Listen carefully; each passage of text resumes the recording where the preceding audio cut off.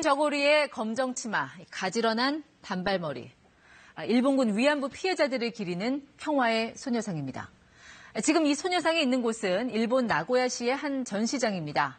아이치 트리엔날레 2019, 일본 최대 국제예술제 중 하나입니다. 지난 1일부터 일본 관람객들을 만나던 이 소녀가 지금은 하얀 임시벽에 가로막힌 채 모습을 감췄습니다. 주최 측이 개막 사흘 만에 소녀상 전시를 돌연 중단했기 때문입니다. 중단한 이유에 대해선 오무라 아이치현 지사가 기자회견을 열어 직접 설명했습니다. 소녀상 전시에 항의하는 일본인들 위협이 심각했다는 것입니다. 테러를 예고하는 전화가 걸려오는가 하면 철거하지 않으면 가솔린통을 들고 가겠다는 협박 팩스가 들어왔다고도 했습니다. 안전한 전시 관람을 위해 소녀상 전시는 중단하기로 했다는 게 회견 요지입니다. 평화의 소녀상에 출품된 이 전시회의 부제는 표현의 부자유 그 후입니다. 일본 정부의 외압으로 전시되지 못한 현대미술 작품을 한데 모은 기획전입니다. 소녀상은 그 작품들 중 하나였는데 끝내 이 표현의 자유를 지키지 못한 셈이 돼버렸습니다. 분위기는 시작부터 심상치 않았습니다. 개막 직후 나고야 시장은 소녀상 전시는 일본 국민의 마음을 짓밟는 것이라고 했고 정부 대변인격인 스가 관방장관은 예술제에 대한 보조금 교부 여부를 신중히 검토하겠다며 돈 얘기까지 꺼냈습니다.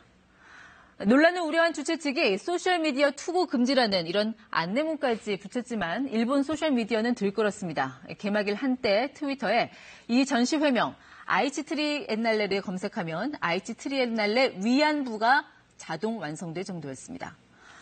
소녀상 전시 중단 결정이 내려지자 전시 기획자는 물론 참가 작가들이 즉각 반발했습니다. 이번 전시에 참여한 박찬경 작가, 박찬욱 감독의 동생이죠.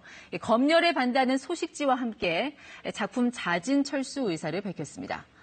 일본의 문화예술인 단체도 가세했습니다. 표현의 자유 침해이자 헌법이 금지하는 검열에 해당한다며 이번 전시 중단 결정을 비판했습니다.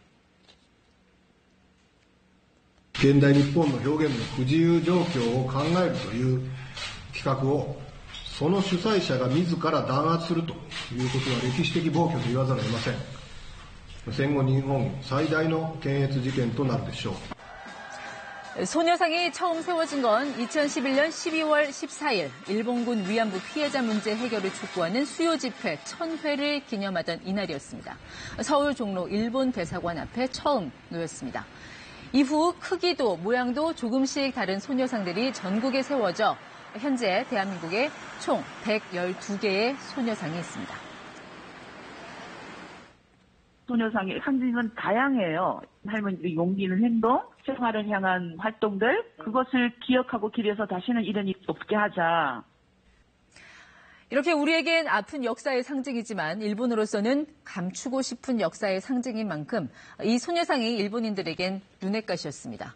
보이는 족족 없애려고 안간힘을 써왔습니다. 지난 2012년 부산 영사관 앞에 소녀상이 설치됐을 땐 이 주한 일본 대사를 일시 귀국시키기도 했습니다.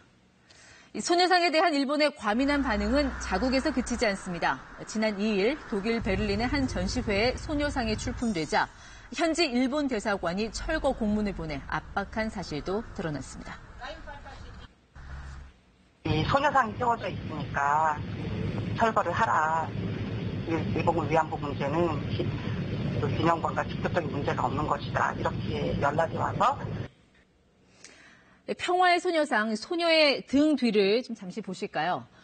허리가 굽은 할머니의 그림자가 드리워져 있습니다. 사과나 반성을 제대로 듣지 못하고 소녀에서 할머니가 되어버린 한이 서린 영상입니다. 지난 1월 김복동 할머니를 시작으로 어제 오전 또 한 명의 할머니까지 올해만 5명의 위안부 피해자들이 세상을 떠났습니다. 악화 일로로 치닫는 한일 관계의 상징이 된 가림막 속의 소녀상. 전시회는 오는 10월까지 계속되지만 그때까지 이곳을 지킬 수 있을지 현재로선 물음표가 붙습니다. 친절한 뉴스였습니다.